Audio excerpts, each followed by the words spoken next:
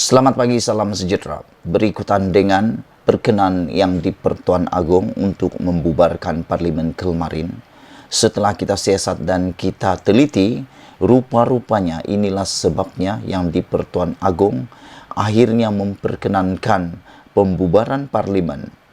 Saudara-saudara, sebenarnya Agung kecewa situasi politik dan tiada pilihan selain berkenan. Bayangkan sampai begitu sekali kuatnya tekanan yang Agung hadapi.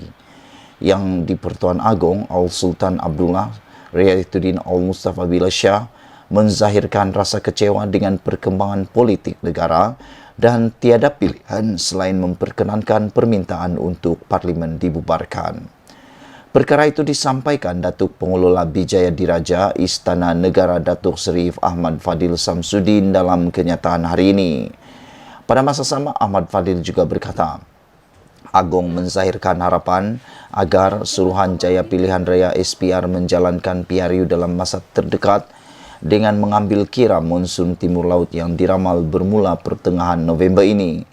Seri Paduka Baginda menzahirkan rasa kecewa dengan perkembangan politik semasa dan Baginda tidak mempunyai pilihan lain selain memperkenankan permintaan Perdana Menteri Ismail Sabri Yaakob bagi memulangkan kembali mandat kepada rakyat untuk memilih kerajaan yang stabil. Justru Seri Paduka Baginda menzahirkan harapan agar SPR menjalankan PRU dalam tempoh terdekat dengan mengambil kira monsun timur laut yang diramal bermula pertengahan November 2022. Seri Paduka Baginda mengajak rakyat bersama mendoakan agar negara dan rakyat sentiasa dirahmati, diberkati dan dilindungi daripada sebarang bentuk musibah, khususnya bencana banjir, katanya. Ismail Sabri mengumumkan membubarkan Parlimen dalam perutusan yang disiarkan pada jam 3 petang kemarin. Susulan itu, PRU 15 perlu diadakan dalam tempo 60 hari. SPR dijangka akan mengadakan mesyuarat bagi menetapkan tarikh penamaan calon, tarikh undi awal dan tarikh mengundi.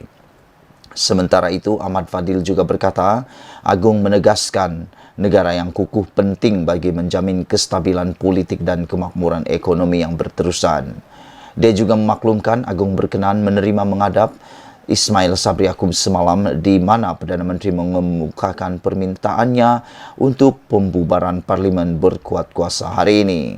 Setelah memperhalusi permintaan tersebut, maka Seri Paduka Baginda selaras dengan kuasa-kuasa Baginda yang di Pertuan Agong seperti mana yang termaktub di bawah perkara 40 dalam kurungan 2 kurungan B, perkara 55 dalam kurungan 2, Perlembagaan Persekutuan telah memperkenankan permintaan Perdana Menteri bagi pembubaran Parlimen ke-14, katanya.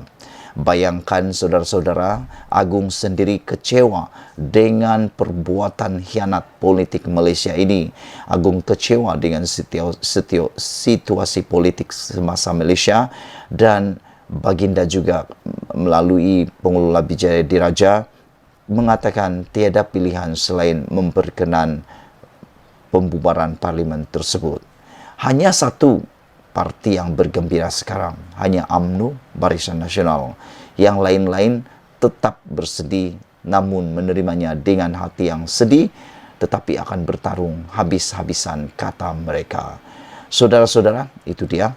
Jangan lupa tinggalkan komen Anda, share video ini supaya semua orang tahu bahawa sebenarnya Agung pun tidak berminat sangat dengan PRU pada musim tengkujuh. Bye-bye. Selamat pagi.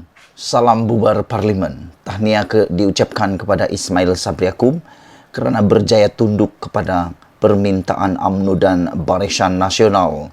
Hari ini, apa yang berlaku seterusnya ialah rakyat kecewa. Keseluruhan daripada apa yang kita lihat petang kemarin, rakyat kecewa kerana PRU musim banjir, manifestasi kerakusan UMNO dan Barisan Nasional. Respon awal yang diterima susulan pembubaran Parlimen sebagaimana diumumkan Perdana Menteri Ismail Sabri Yaakob petang kemarin ialah rata-rata rakyat kecewa dengan keputusan tersebut. Hujan lebat juga turun di beberapa negeri mengiringi keputusan itu seolah-olah turut sama bersedih dengan perangai manusia yang lebih mementingkan diri sendiri berbanding nasib orang lain, termasuk rakyat Malaysia. Sebaik pengumuman pembubaran itu, beberapa orang telah dihubungi oleh Sabudin Husin dan beberapa rakan kenalan dan saudara mara untuk bertanyakan pandangan awal mereka mengenainya. Saya juga sempat bercakap dengan beberapa pekedai yang saya singgahi sebentar tadi dan mengambil peluang bertanyakan perkara yang sama. Dalam perjalanan pulang ke rumah, saya turut bertanya 2-3 orang jiran dan kemudian melalui grup WhatsApp jiran-jiran setaman. Saya juga cuba mencuit respon mereka berkenan PRU yang bakal diadakan dalam tempoh terdekat ini dan dikabarkan pada pertengahan bulan November. Dalam semua respon yang didapati setakat ini, semua mereka, saya ulangi, semua mereka tanpa sembunyi telah melahirkan rasa kecewa mereka dan sedih dengan pembubaran tersebut. Kata mereka, kenapalah mereka yang berkaitan tidak memikirkan langsung keadaan negara dan cuaca yang sedang melanda sekarang ini. Yang lain pula berkata, apa guna Jabatan Meteorologi mengeluarkan kenyataan media dan amaran berkenaan ancaman banjir atau hujan lebat jika orang-orang yang berkuasa tidak memperdulikannya? Mengapa juga mereka tidak boleh bersabar sedikit sehingga Mac depan untuk mengadakan PRU, sebagaimana diramalkan oleh Jabatan Meteorologi bahwa ketika itu sudah berakhir musim tengkujuh dan hujan lebat. Secara umumnya mereka menemplak UMNO dan BN kerana terlalu dan tidak henti-henti memberi tekanan kepada Ismail Sabri agar segera memohon pembubaran parlimen.